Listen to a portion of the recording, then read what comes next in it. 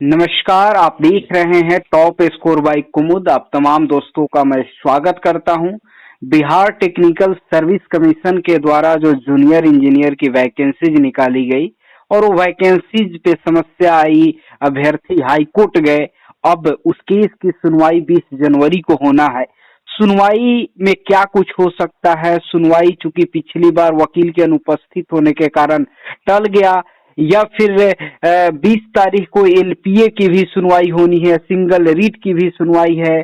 पिछली बार जब हम केस के मुख्य पिटिशनर जेपीआर से बात किए थे तो बहुत लोगों के कमेंट में प्रश्न थे, वैकेंसी कैंसिल होने को लेकर के तमाम तमाम प्रश्न थे। उन सभी प्रश्नों पर हम जवाब लेने की कोशिश करेंगे और मेनली जो 20 तारीख को सुनवाई होना है, उस सुनवाई के रिगार्डिंग क्या कुछ हो सकता है, इस बारे में भी हम जानकारी लेंगे। हमारे साथ अभी फोन लाइन पे मौजूद हैं जेपीआर से। तो सबसे पहले मैं जेपीआर जी आपका स्वागत करता हूं। जी बहुत बहुत धन्यवाद कुमुद जी। आपने अपने बेहतरीन प्लेटफॉर्म को हमारे साथियों के बीच तक पहुंचाया। आपने अपने प्लेटफॉर्म पे हम बातों को रखा। हम अपने सभी साथी के तरफ से, जो भी हमारे बीटीएससी के अभ्यर्थी है, हमारे समर्थक है या हमारे विरोधी भी हैं, सभी साथी के तरफ से आपको हम आभार प्रकट करते हैं कि आपने एक बेहतरीन प्लेटफॉर्म देकर अपने उन साथियों के सवालों को बेहद सहजता से और स्पष्टता के साथ एक सवालों में पिरो करके हमारे सामने रखा और हम एक स्पष्ट जवाब देने में सक्षम हो सके। आपको और आपके सब्सक्राइबर को, आपके व्यूअर को, सभी को बहुत बहुत धन्यवाद और मेरा सलाम।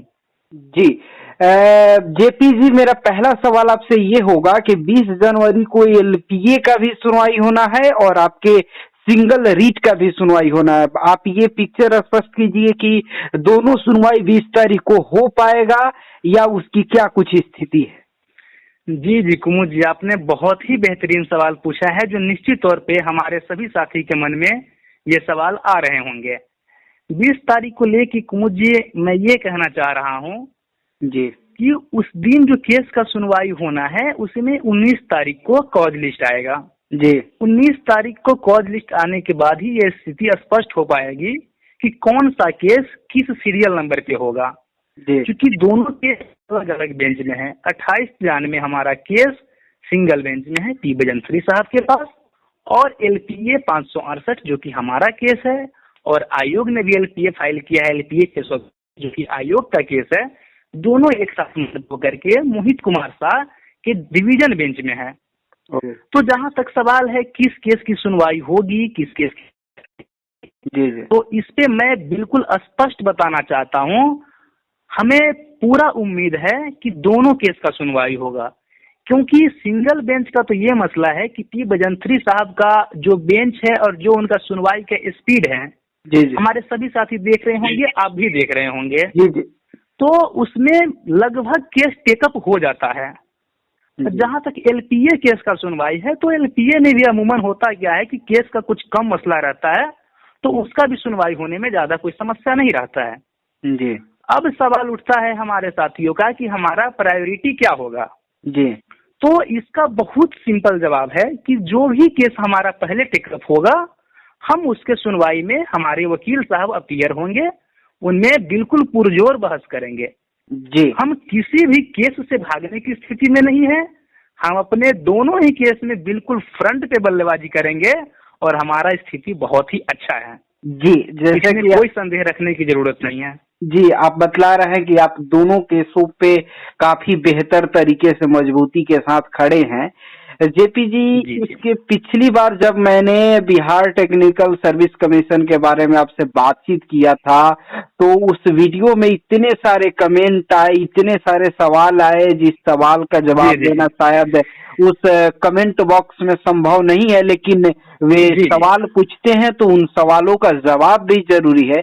मैं आपसे ये पूछना चाहूंगा कि सबसे ज्यादा बहुतायत मात्रा में जो सवाल आया है वह ये है कि कहीं ऐसा ना हो कि इस केस के चक्कर में कट ऑफ डेट घोषित हो या ना हो, लेकिन वैकेंसी ही कहीं बिहार अमीन या दिस दैट की तरह से कैंसिल ना हो जाए, लोगों के भ्रम में है।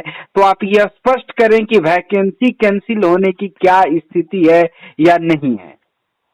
एक बार फिर कुमुद जी आपने एक बेहतरीन सवाल लिया है, जो हमारे अधिकतम साथियों के मन में ये बात घर कर गया है जी। इस सवाल को मैं बहुत सहजता के साथ जवाब देना चाहूंगा कुमुद जी। ये पूरी तरीका से एक होता है कि हमारे विरोधी का जो ग्रुप है जी, या अथवा जो हमारे सीनियर संविदा कर्मी लोग हैं जी, जी। उन लोगों का ये सोचा समझा साजिश के तहत ये एक प्रोपेगेंडा फैलाया गया है। अच्छा। जिसमें हमारे साथी भी बहुत ही सहजता से इस जाल में फंसे हैं। जी। मैं उन साथियों से बिल्कुल सहजता के साथ बताना चाहूंगा जी। कि ऐसी आपने कितनी वैकेंसीज को देखा है जी। जो बहाली प्रक्रिया डिले होने की वजह से या हाई कोर्ट में केस होने की वजह से रद्द हो गया हो। ऐसा नहीं होता है। आपने अभी एक एग्जांपल दिया अमीन के बहाली का, जी। तो उसका टेक्निकल मामला नियमावली से रिलेटेड था। नियमावली के खिलाफ जिस नियमावली को उन्होंने बिहार गजट में प्रकाशित किया था, विज्ञापन उसके उलट था जी। वो अलग वजह होने की वजह से बहाली को कैंसिल किया गया जी। बाकी आप बिहार एसएससी का केस देख लें, 2014 की बहाली है, अभी तक उसमें भी इतना केस हुआ, 7 साल 8 साल हो गए, बहाली रद्द नहीं हुई है। हम इससे पहले का भी एग्जाम्पल देंगे तो हमारे जेई का ही बहाली बिहार कर्मचारी चयन आयोग के माध्यम से विज्ञापन संख्या 0411 आई थी, वो बहाली 2019 में क्लियर हुई। उसमें 3 बार एग्जाम में धांधली हुआ, एग्जाम रद्द हुआ, बट बहाली कैंसिल नहीं हुआ। तो यह एक भ्रम है, प्रोपेगेंडा है। दूसरी बात यह है कि कुछ हमारे साथी का मन में ये भी है कि बहाली को हम कैंसिल करवाना चाहते हैं या हम लंबा खींचना चाहते हैं। तो इसमें भी मैं ये कहना चाहूंगा कि हमारा ऐसा कोई फायदा नहीं है बहाली कैंसिल होने में या लंबा खिंचाने में। हमारा रोजगार तभी होगा, हमारा लड़ाई इसीलिए है कि ये बहाली समय क्लियर हो। हाँ, जहां तक सवाल इसमें है कि केस को लंबा खींचने का या बहाली लंबा खिंचाने का, 98-17 के जजमेंट के वजह से आयोग ने अपना फर्दर एक्शन नहीं लिया और एलपीए फाइल किया। इस रिजल्ट पब्लिश होने में डिले है। अगर आयोग 98-17 के जजमेंट को जो चक्रधारी शरण सिंह का था उनको मान लेती और अगर एक्सपीरियंस के डेट को एक्सटेंड करने के लिए फर्दर नोटिस दे करके लिंक ओपन कर देती तो बहाली प्रक्रिया ऑनगोइंग होता। वो आयोग का मसला था कि उन्होंने जजमेंट को न मान करके खुद एलपीए में आने का फैसला लिया। जी, इससे हमारे केस से कोई रिलेशन नहीं है।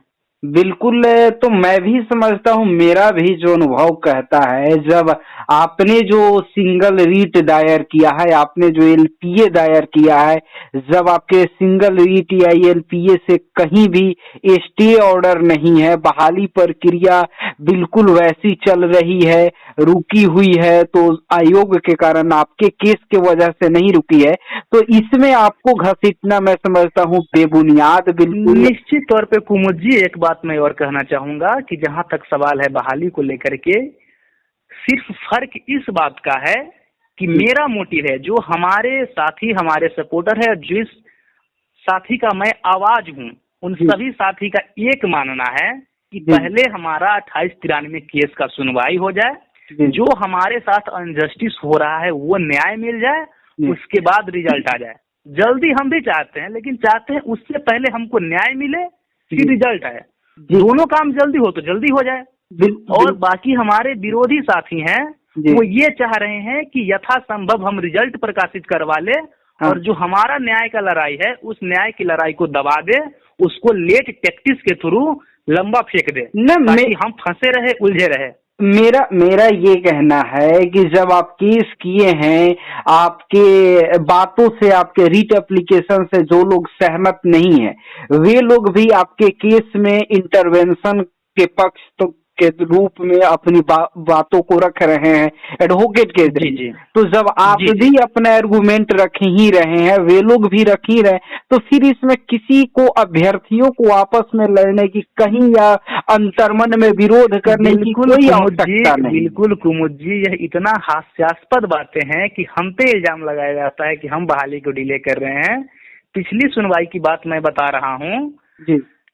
जिसमें हमारे वकील साहब अपीयर नहीं हुए, उससे पिछली बार वाला की बात बता रहा हूँ मैं जी कि 9 दिसंबर को, एग्जैक्ट मैं बता रहा हूँ, 9 दिसंबर को हमारे केस का सुनवाई होना था।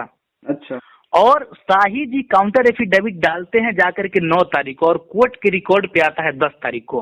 अच्छा। अगर उस दिन वो समय से पहले काउंटर एफिडेविट डाले होते तो हमारा केस 9 तारीख को ही फाइनल फैसला पे पहुंच गया होता। जी, तो मैं समझता हूं कि जो अभ्यर्थियों के सवाल थे, उस सवाल पर आपने काफी साफगोई के साथ जवाब दिया है। और जो ये आखिरी में 1 मिनट आपका समय लेना चाहूंगा कुमुद जी, बस 1 मिनट। जहाँ तक 20 तारीख की सुनवाई का सवाल है, हमारा ध्येय और हमारा लक्ष्य हमारे अपने न्याय के लिए है। हमारा प्रायोरिटी में 2893 2020 केस होगा जी। एलपीए हमारे लिए सेकेंडरी मैटर है। हम अपने न्याय के साथ किसी भी सूरत में कंप्रोमाइज नहीं करने जा रहे हैं। बिल्कुल बिल्कुल। और मैं समझता हूं कि हर किसी को अपना अपना पक्ष रखने का अधिकार है, और जो लोग आपके रीट एप्लीकेशन, आपके केस से सहमत नहीं है, वे लोग भी आपके केस में विरोधी पक्ष, इंटरवेंशन पक्ष के जरिए अपनी बातों को रख रहे हैं। हर कोई अपनी अपनी मजबूत तर्कों के साथ मौजूद हो 20 तारीख को, और मैं चाहता हूं कि 20 तारीख को फाइनल सुनवाई हो, बहुत जल्द जजमेंट आए, आप लोगों का रिजल्ट प्रकाशित हो। यह हमारी भी दिली ख्वाहिश है कि 20 तारीख को हमें विजय श्री की प्राप्ति हो, हमारे साथियों में हर्षोल्लास का भाव हो, और आपको भी हम उस दिन जरूर मिठाई खिलाएं। जी जी जी। और हमें उम्मीद भी है जी। मैं यही चाहूंगा कि केस का जो निपटारा हो, बहुत जल्द निपटारा हो जाए, ताकि सभी साथी जिनके ऊपर भी ये समस्याएं आ रही हैं, ये सारी समस्याएं दूर हो जाए, बहुत जल्द बहाली हो, सबको रोजगार मिले।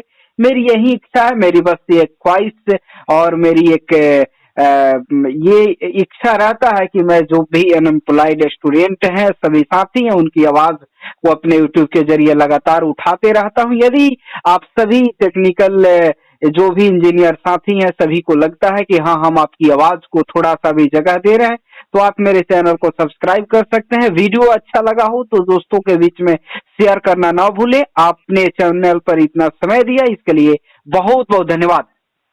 जी, धन्यवाद आपको भी।